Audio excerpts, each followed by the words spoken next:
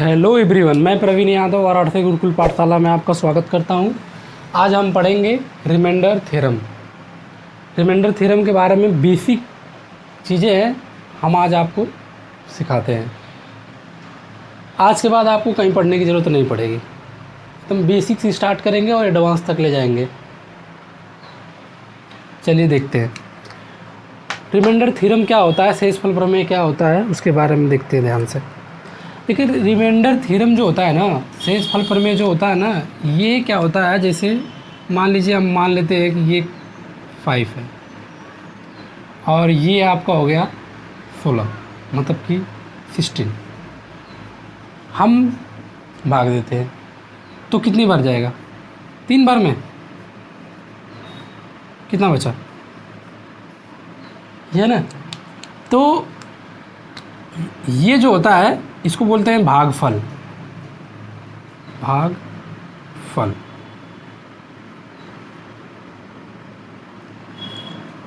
और ये जो होता है इसको बोलते हैं शेषफल।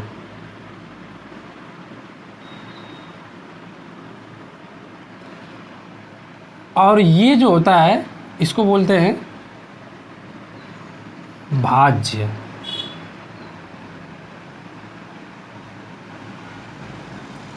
और ये जो होता है इसको बोलते हैं भाजक।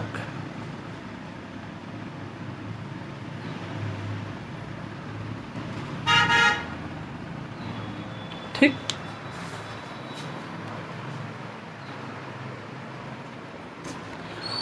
तो ये जो 5 है इसको क्या बोलेंगे? भाजक। भाजक का मतलब ये होता है कि इस 16 को ये भाजने वाला है, मतलब ये क्या करने वाला है? भाग देने वाला है। मतलब इसको ये क्या हो जाएगा आपका? डिवीज़र। क्या हो जाएगा? डिवीज़र। तो इसको इंग्लिश में क्या बोलते हैं उसको भी देख लीजिए।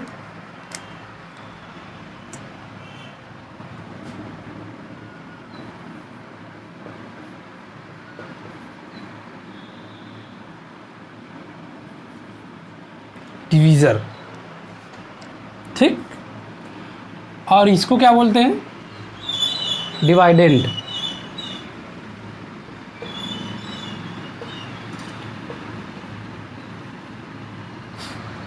डिवाइडेंट। और ये क्या होता है? क्वोटिएंट।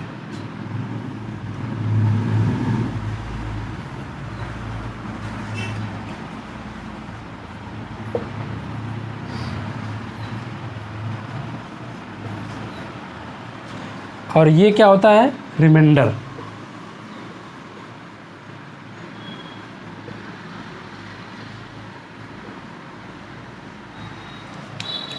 ठीक। ये भाज्य होता है, इसको डिवाइडेंड बोलते हैं।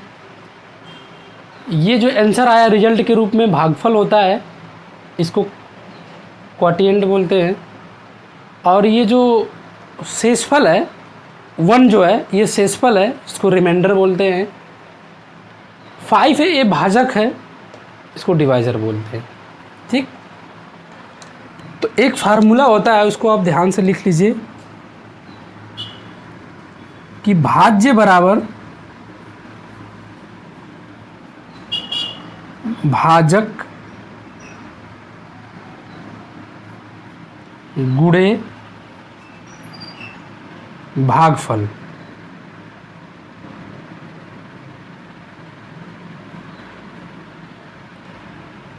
प्लस शेषफल।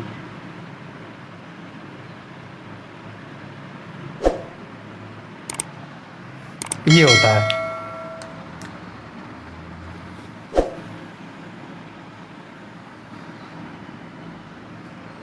ठीक ना?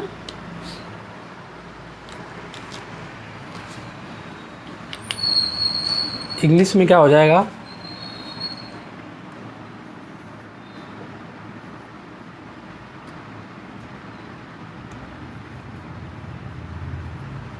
डिवाइडेंट इक्वल टू डिवाइजर गुणे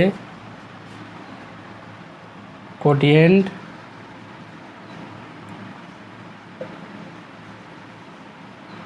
प्लस रिमाइंडर।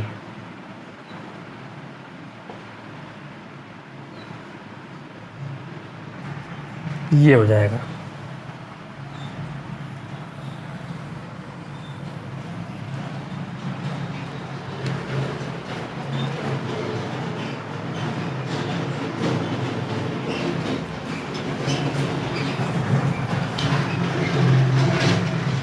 इतना समझ में आ गया।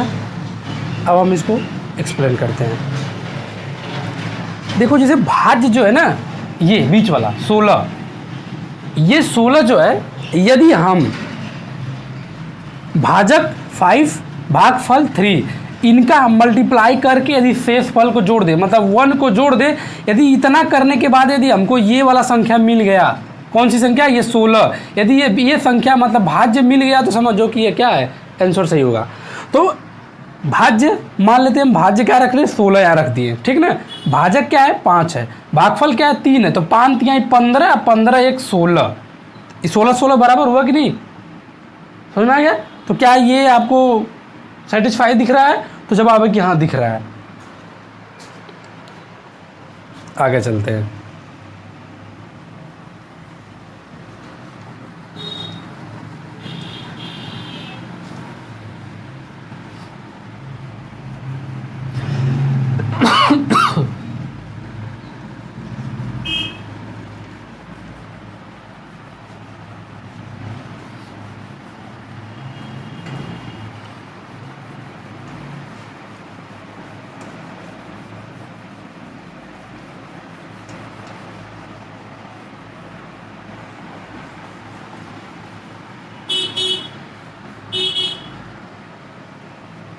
वीडियो अच्छा लगा हो तो लाइक और सब्सक्राइब करना ना भूले भाई,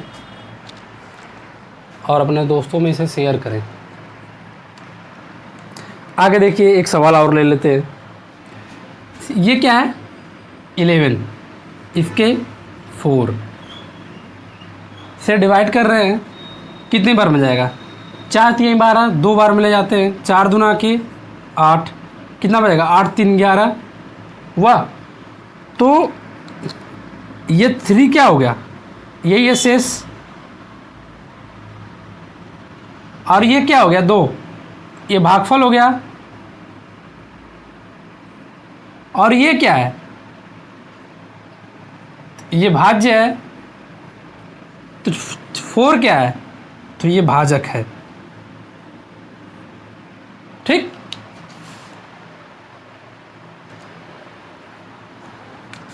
मैंने बोला है कि ये जो भाज्य है मतलब 11 इक्वल टू, इनका हम मल्टीप्लाई करेंगे, 4 × 2 प्लस शेष फल को जोड़ देंगे 3, 4 दूना के 8 और 3 11, तो ये क्या 11 11 ये दोनों बराबर दिख रहा है, अर्थात कि राइट हैंड साइड बराबर लेफ्ट हैंड साइड दिख रहा है, तो जवाब है कि हाँ दिख रहा है। तो ये समीकरण क्या है, सत्य हुआ, प्रूव हुआ।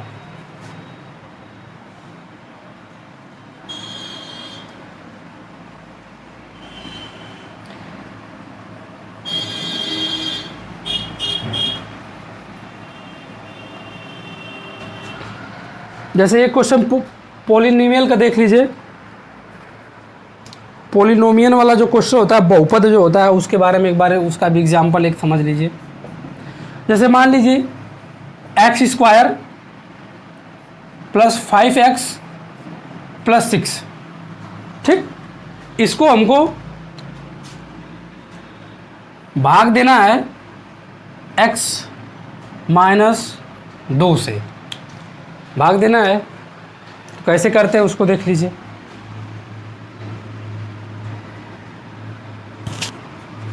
सिंपल है, कुछ भी हमको करना नहीं इसमें, साफ साफ x = 2,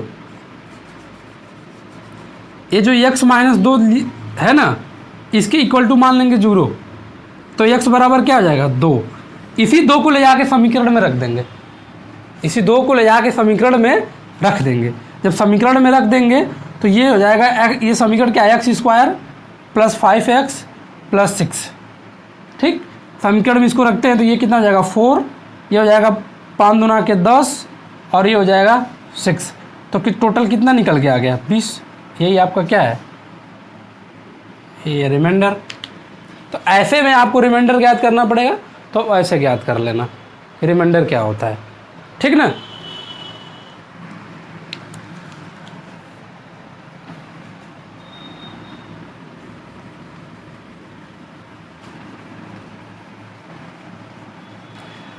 6-7 की क्लास में ऐसे सवाल आपको सिखाया गया होगा अलजेब्रा में।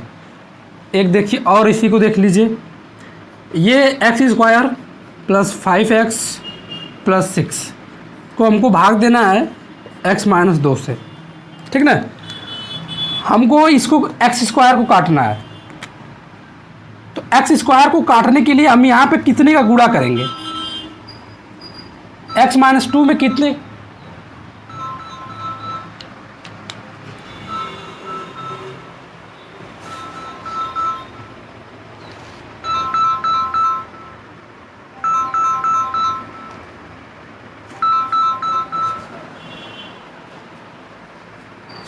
सॉरी फ़ोन आ गया था थोड़ा।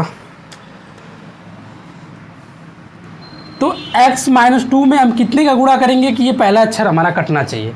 याद रखना, ये पहला कटना चाहिए, इससे हमसे मतलब नहीं है। पहले को किसी तरह से पहले को काटना है, दूसरा कटे या ना कटे उससे मतलब नहीं है, पहले को जरूर काटना है।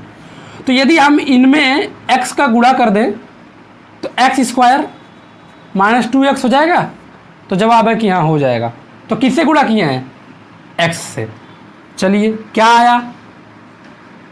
x² प्लस माइनस 2x, तो ये हो जाएगा इधर, ये हो जाएगा प्लस, तो ये तो कट जाएगा प्लस, और ये क्या हो जाएगा? प्लस प्लस मिल के जुड़ जाएगा तो क्या हो जाएगा? 7x हो जाएगा। अब प्लस ये हो जाएगा 6 उतर जाएगा। अब यहाँ पे हम, अब ये जो है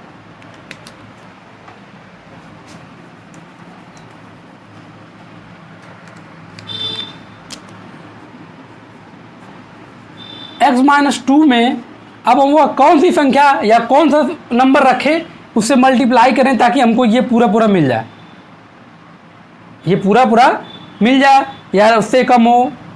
देखते हैं, 7 को काटते हैं। हमको क्या करना है? 7 को काटना है, 7 को काटना है, 7x को काटना है। तो यदि हम यहाँ पे 7x का गुणा कर दें, 7 का गुणा कर दें 7x माइनस 14 हो जाएगा कि नहीं? तो जवाब है कि हाँ हो जाएगा। तो क्या निकल के आया? 7x minus 14। तो फिर वही क्रिया, ये खत्म हो जाएगा, रूट के क्या हो जाएगा? 20।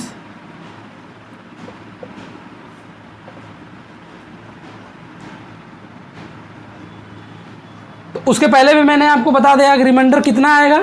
20। और ये एक बेसिक तरीका से भी रिमाइंडर का आ गया 20। तो समझ में आ गया? हम दोनों तरीके से आपको क्या किए, सिखा दिए। ये कितना आएगा? +7। तो ऐसे में ये जो x² प्लस 5x प्लस 6 है, पोलिनोमियल इसको बोलते हैं, बहुपद बोलते हैं हिंदी में। तो ये जो है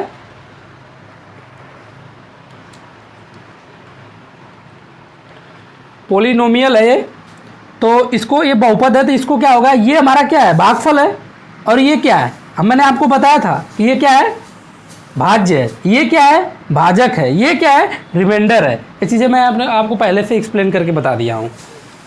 तो कोई भी प्रॉब्लम हो उसको कमेंट बॉक्स में ज़रूर बताइए, जहाँ ना समझ में आए उसको पूछ सकते हैं। हमारी टीम और हम स्वयं आपके जवाब देने का 100% कोशिश करेंगे।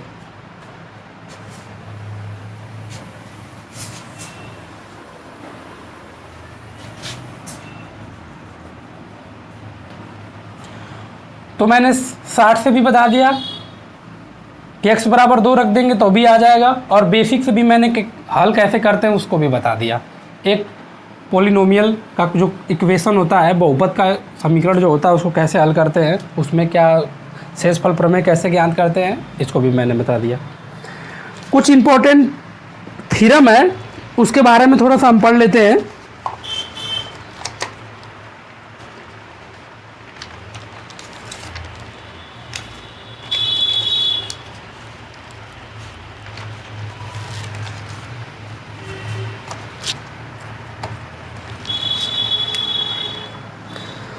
तो थ्योरम आपका ये है, पहला theorem Wilson remainder theorem. Wilson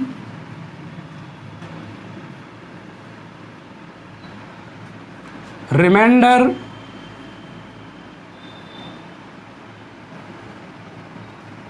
theorem.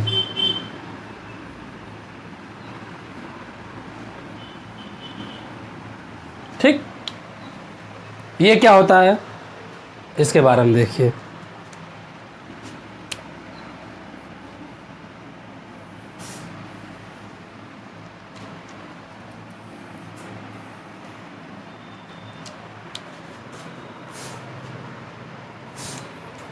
Wilson remainder theorem क्या होता है, विल्सन ने क्या बोला था उसको भी ध्यान से देख लीजिए। विल्सन ने कहा था p-1 का फैक्टोरियल अपान p,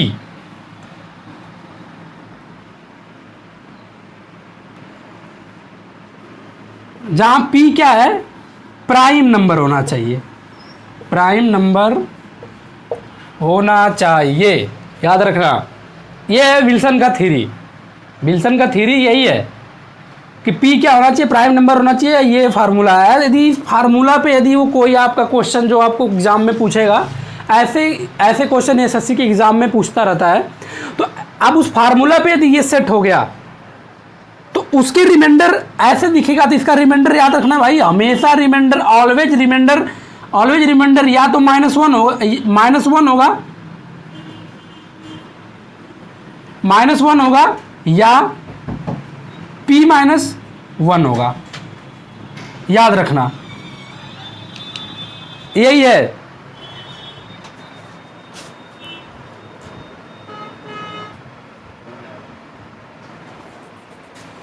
तो ये है, याद रखना भाई, ये जो रिमाइंडर आना है ना, यही रिमाइंडर है, यही रिमाइंडर आएगा इसका। विल्सन जो थ्योरी है, इन्होंने कहा था कि ऐसे फॉर्मेट में यदि आपको क्वेश्चन दिखे तो याद रखना हमेशा भाई, या तो उसके रिमाइंडर -1 होने चाहिए या तो p-1 होने चाहिए, याद रखना, यही होता है इसका रिमाइंडर, शेषफल। इसमें कुछ एग्जाम्पल है जो हम आपको अभी सिखाते हैं, देखते हैं कैसे है, सिखा देते हैं अभी इसी पे जगह। p क्या होना चाहिए, कोई प्राइम नंबर होना चाहिए। मान लेते हैं कि हम 5 रख लिए, ऊपर 4 फैक्टोरियल हो जाएगा,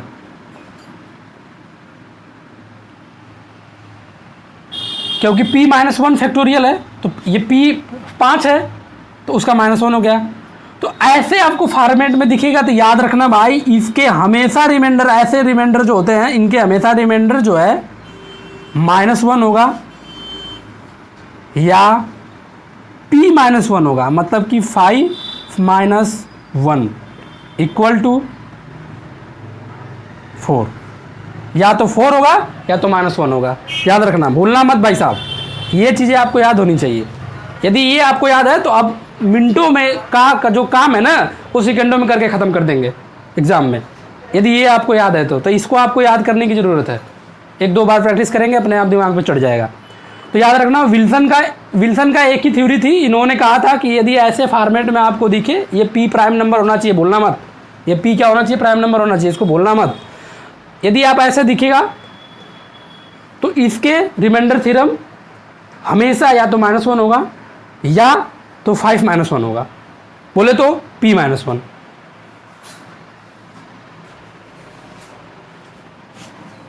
एक आध एग्जाम्पल और आपको सिखाते हैं।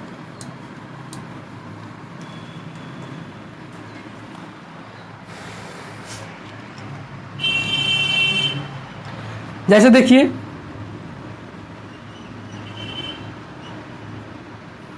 ये हम प्राइम नंबर ले लिए 7, तो ऊपर वाला इससे एक कम होना चाहिए, मतलब 6 फैक्टोरियल। तो ऐसे में इनके रिमाइंडर क्या होने चाहिए, हमने अभी बताया रिमाइंडर क्या होगा, तो रिमाइंडर हमेशा या तो -1 होना चाहिए या p-1, मतलब कि 7 - 1 बोले तो 6, ये दोनों आंसर सही है, याद रखना। ऐसे क्वेश्चन को सेकंडों में यूं ही उड़ा सकते हैं आप, यदि ये चीज़ें आपको पता है तो।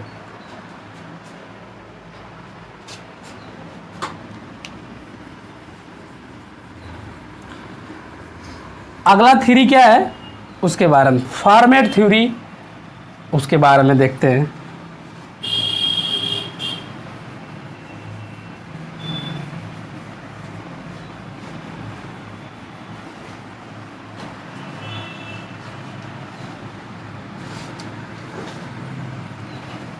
Format theory.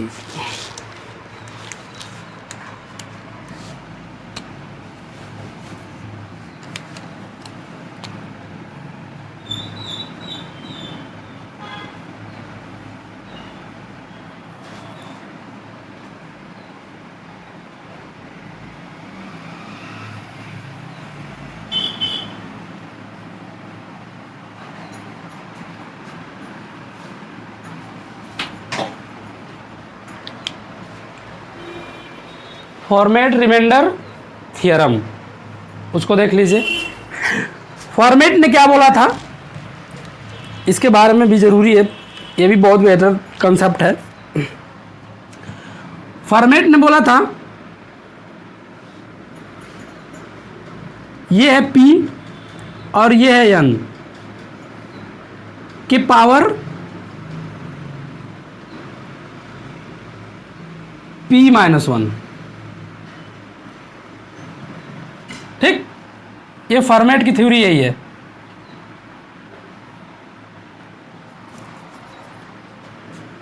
जहां पे P क्या है, प्राइम नंबर,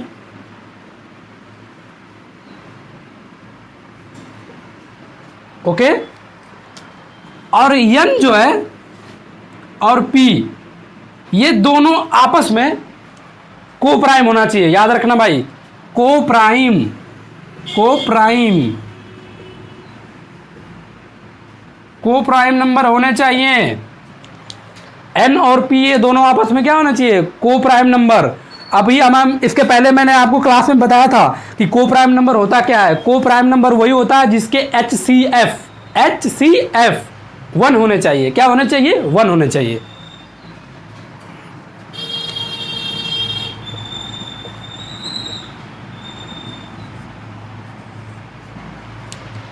HCF क्या होना चाहिए, 1 होना चाहिए। उसी को बोलते हैं क्या, को प्राइम नंबर।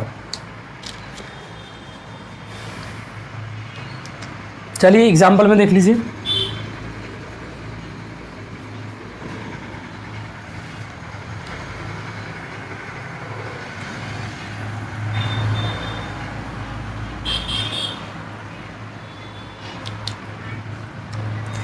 हम यहां पे मान लेते हैं इसको 3, ठीक, इसको मान लेते हैं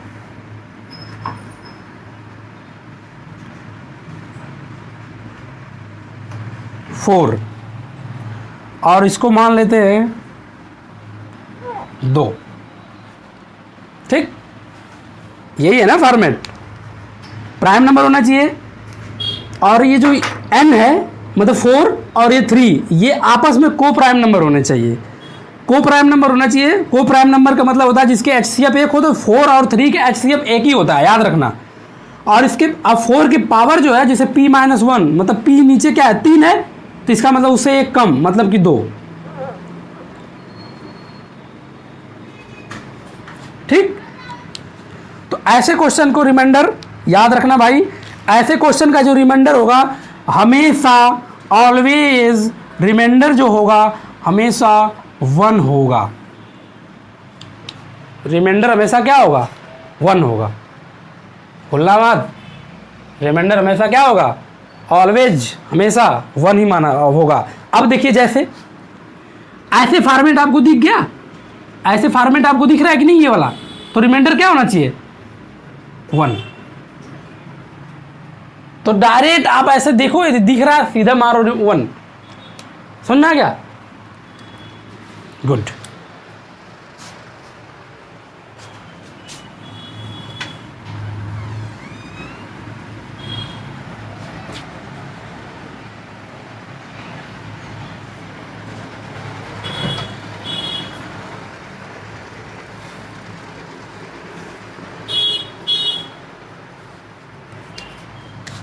और देखिए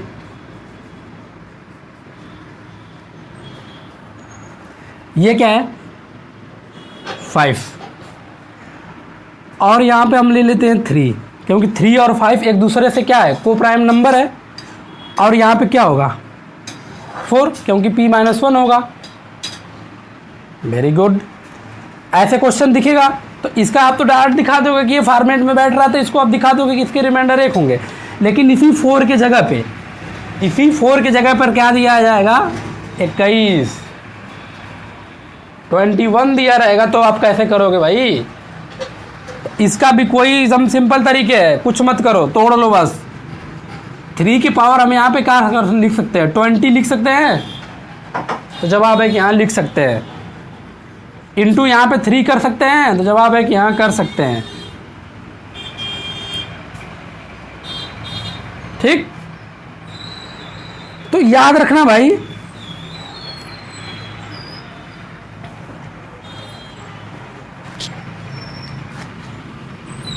इस 3 की पावर जो 20 है इसको भी हम तोड़ दे सकते हैं। कैसे तोड़ेंगे? तो 3 की पावर 5 की पावर 5 4 ऐसे तोड़ सकते हैं, इंटू 3 अपान 5। समझ में आ गया? तो याद रखना, ये जो है ना, ये वाला पार्ट, अभी मतलब कि ये वाला जो पार्ट है, एक बार इसको लेंगे, एक बार इस पार्ट को ले लेंगे। समझ में आ गया? तो जब हम इस वाले पार्ट को यदि लेते हैं तो 3 की पावर 5 है, सॉरी यार, ये यहां से नहीं, ये 4 के साथ होगा। ठीक, फिर से मिटा देते।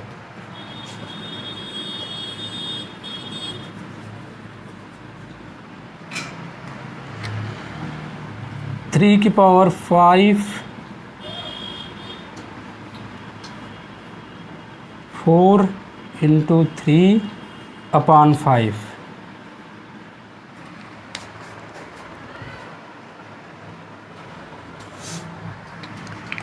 तो यदि हम इसको ले लेंगे पूरे को, तो ये सेम टू सेम ये फॉर्मेट फॉलो करेगा।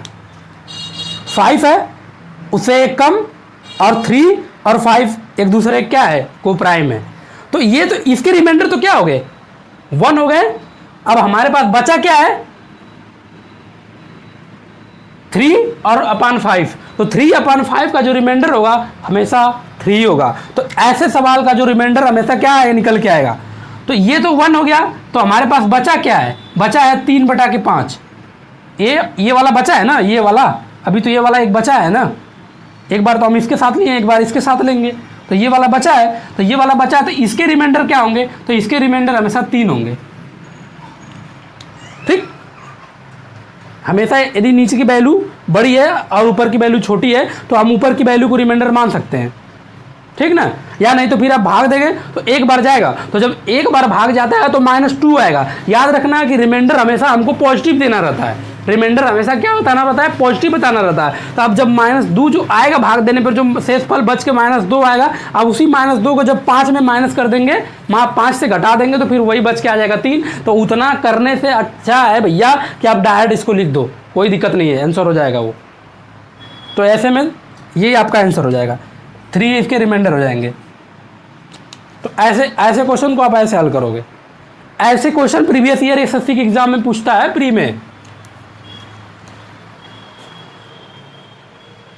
जाना समझ में आया उसको आप पूछो, कमेंट में भी पूछो, हम और हमारी टीम जरूर आपकी सहायता करेगी।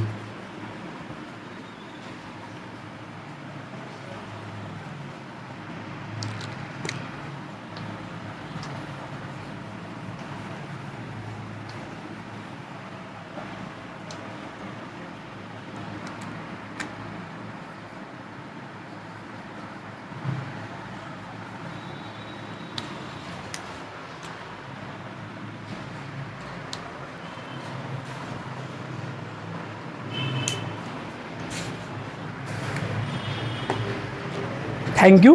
वीडियो अच्छा लगा हो, क्लास अच्छा लगा हो तो लाइक और सब्सक्राइब और शेयर करना ना भूलें।